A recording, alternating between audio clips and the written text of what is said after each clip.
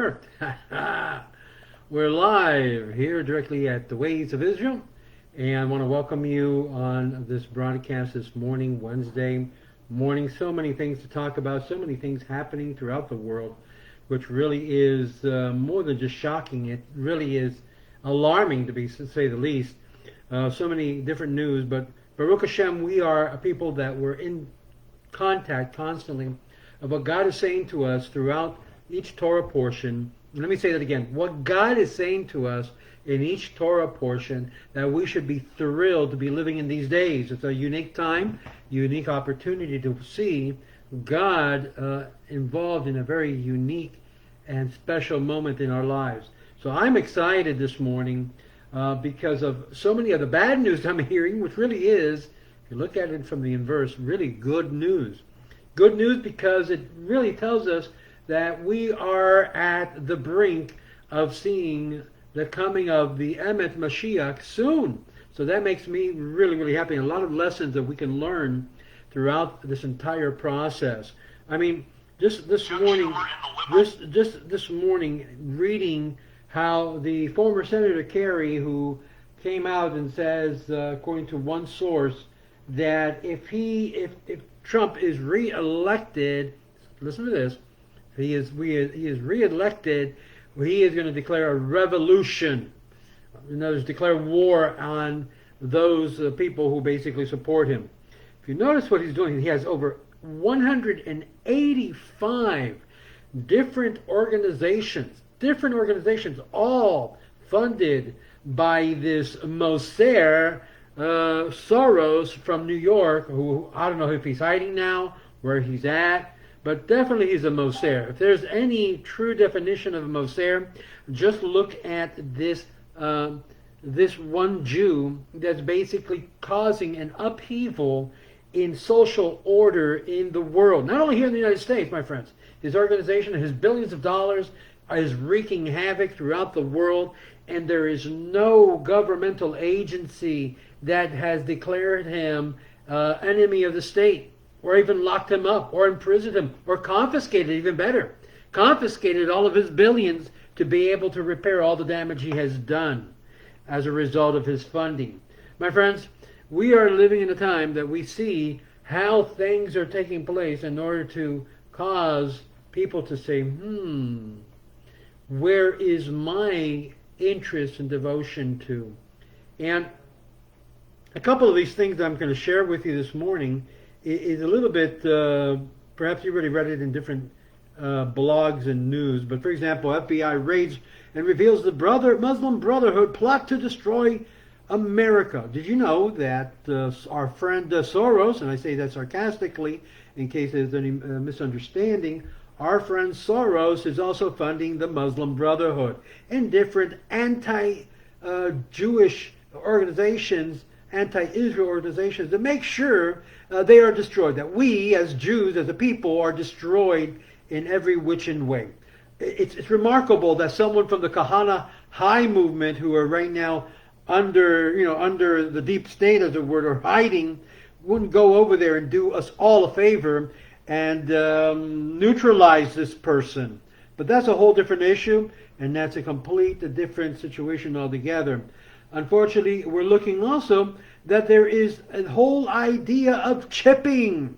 What is chipping? Those of you who don't know what chipping is, chipping means it's a method to try to put a GPS and control your whole entire life, violate your privacy right in the name of the world global interest, to be able to control your life, monitor your every which way you go, monitor your finance, monitor, and if you don't behave good, to be a good socialist leftist, then they will cut you off. They will punish you. They will not give you your earnings. This is what's coming, my friends. And if we Jews don't raise our voice and begin to protest, I mean, we should have a march. I'm serious. We should go out there and protest. But see, we are not that type of people. The people that basically do that are people that are easily manipulated by the system. You know, the BLM marchers. These are easy to manipulate. This is why Soros says that, he targeted the Black Lives Matter organization to fund them, because he knows that they were the easiest group of people that they can manipulate over this issue of racism. And unfortunately, even within our organizations and our different Jewish infrastructure, we have bought hook, line, and sinker to this Bubba that, oh, there is systemic racism. My friends, there has not been systemic racism since Obama was elected. And if you think otherwise, go do some truth check.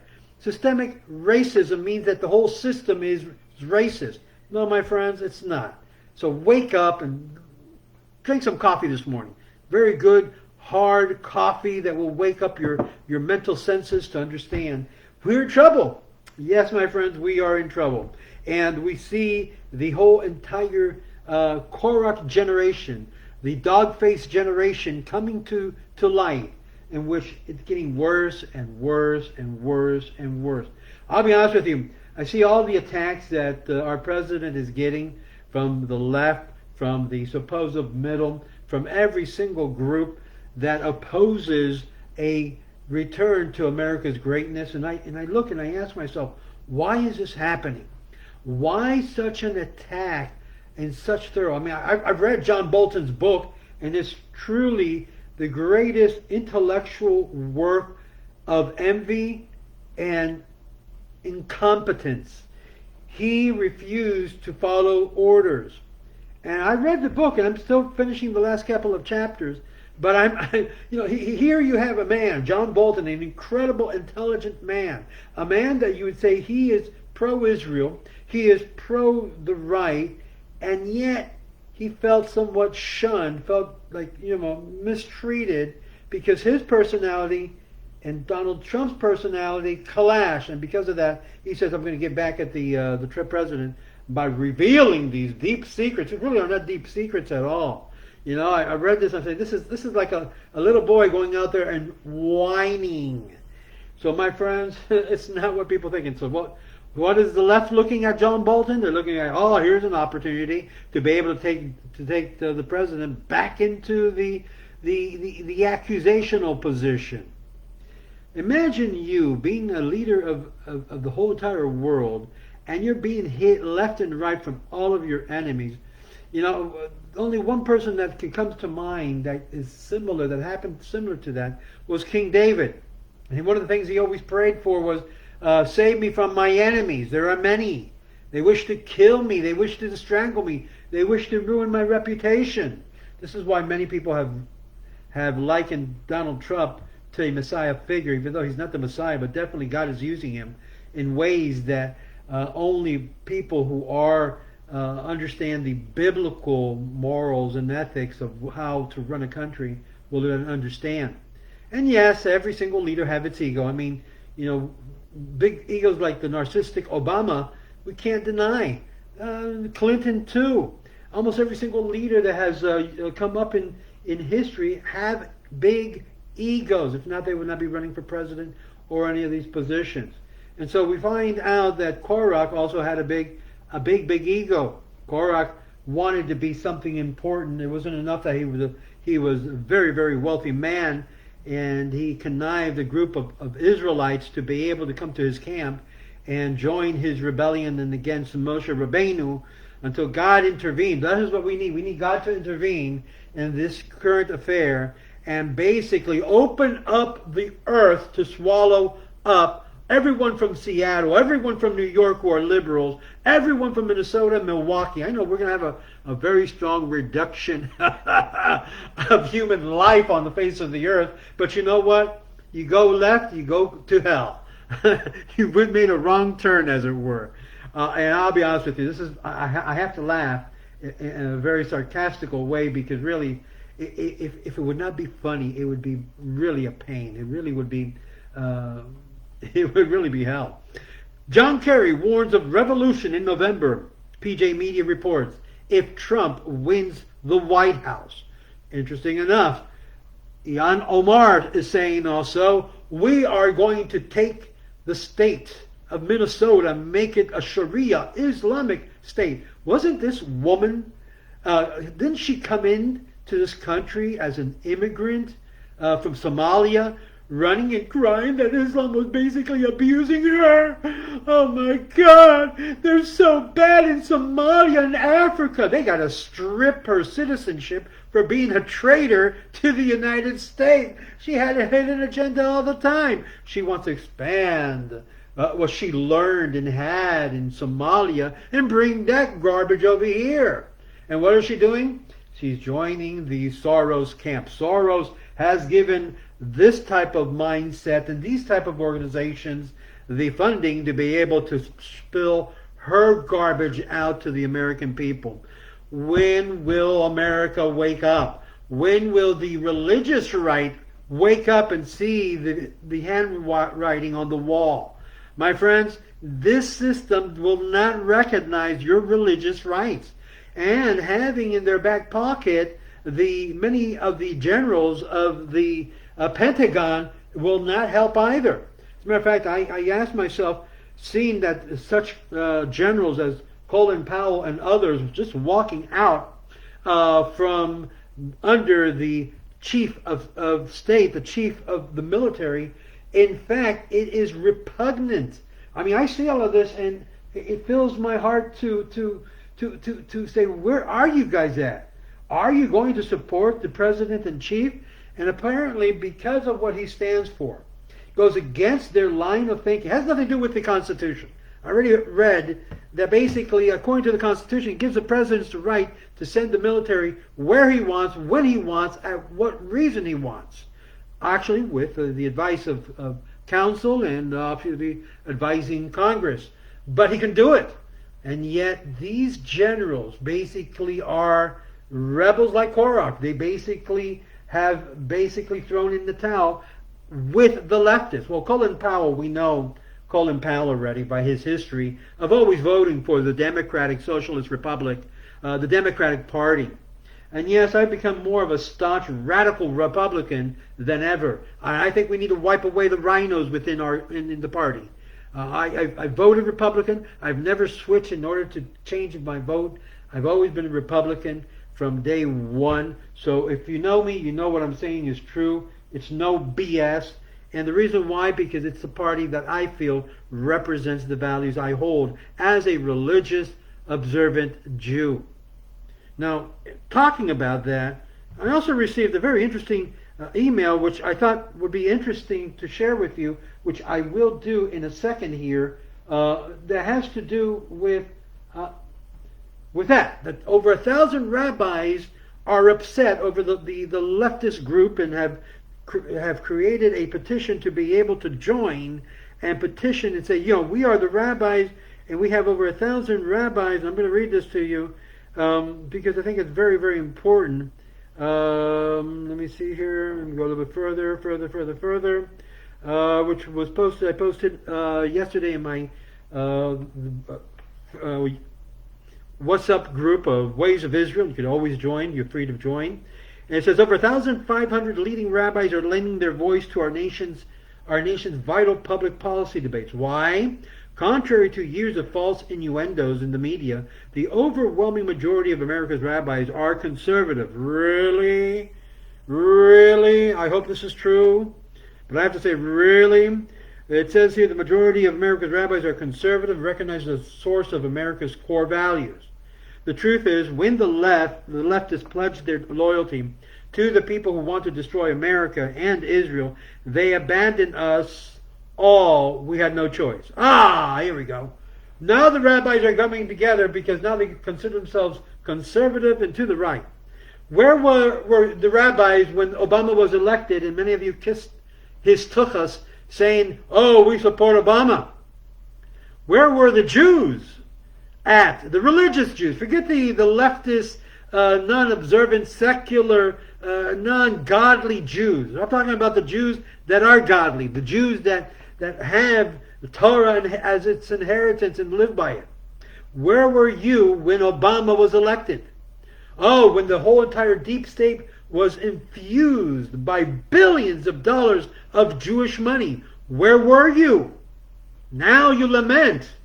And this is why I'm saying, yes, 1,500 rabbis. This should have been the whole entire community of Jews that said, you know what? We don't support this leftist democracy. Let me ask you a question, my friends that are watching. And I hope that there are many people watching. Why is Deborah Wasserman Schultz, who is a far leftist, continue to be reelected by you Jews, by us Jews? Well, not me. I didn't vote for her. But by you Jews who constantly reelect a woman who basically betrays the very values of this conservative ideals that you mention in this letter. Why? Why does she continue to pop up every time? She screwed up the DNC election. It was supposed to go to Bernie Sanders, and thank God for that. We can give her kudos for that, for messing up Bernie Sanders' election first attempt. Thank you. Thank you. But why do we continue to vote to the left? The truth is, when the leftists pledge their loyalty to the people who want to destroy America and Israel, they abandon us. Yes, Deborah, you abandoned the rabbis. You abandoned the Jewish community. You betrayed. You have fallen within the perimeters of a Moser of your people. You have done the same thing as Soros have done, which is to use the billions of dollars to underwrite this entire anarchy movement against the people of the United States, which includes the great United Jewish observant Orthodox community. And not one rabbi dares to say this in public fashion. Why? Why? Then you wonder, why did we have this pandemic? Why are we shut in our homes? Why? Oh, God is not punishing us. No, no, no, no, no, no, no. God is not punishing us. No, no, no, no, no, no, no. Let's see. Now we're coming to the summer, and we're getting a storm that's coming from the Sahara, from Africa, all the way over here, which should hit probably this weekend. You haven't heard about that? You haven't heard about the storm? Well, listen to this. This storm packs viruses that is infectious and creates all types of problems. Already there's an issue and warning being sent forth that. No, God is not upset with us. No, not at all. Not at all, my friends. He's not upset at us. He is more than upset. He is saying to us, wake up, Jews. Because as it goes by the Jews, so it will go by the world. Haven't we heard that somewhere? I think that was in the Talmud somewhere. Some of our sages said that. Once the mayor of New York City permitted protests and riots in the streets, but attacked Jewish community for bearing a community leader and threw children out of the playground, we had no choice. Oh, once it touched your home, then you had no choice. Who the heck elected Mayor Cuomo into power? Let me see. Jews? Who elected de Blasio? Jews? Who elected Senator Clinton when she was in New York? Jews? Now, it may be wrong of me to be saying this because I'm a Jew too. But when the problem takes place in family, and we can't talk about it in home because, oh, you're being too negative, you're being too, harsh on the community, Moshe. You're not supposed to be doing this, and yet no one's warning the Jewish people. They're all hushed up. They're all putting wet blankets over the issue. Yeah, what does it have to take? Another Holocaust here in the United States for us to wake up? God forbid. Chas v'shalom. What does it require? Now we have this community aware and alerted that in fact the Jewish rights have been affected. But you know what? More than the Jewish rights, I'm very upset with my Christian colleagues and my Christian friends in the Christian evangelical field. I'm very upset with you because I know before you guys would campaign boisterously and fiercely to get things right. You really disappoint me.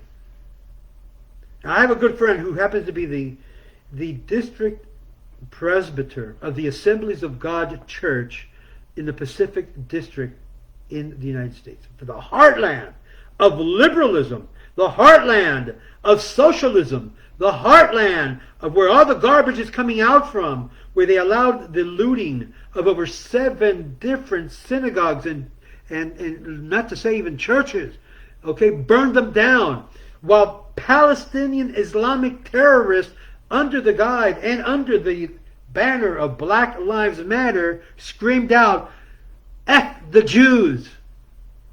And we still donate and we still give catering to Black Lives Matter. No, my friends, not this guy. Not this person. No.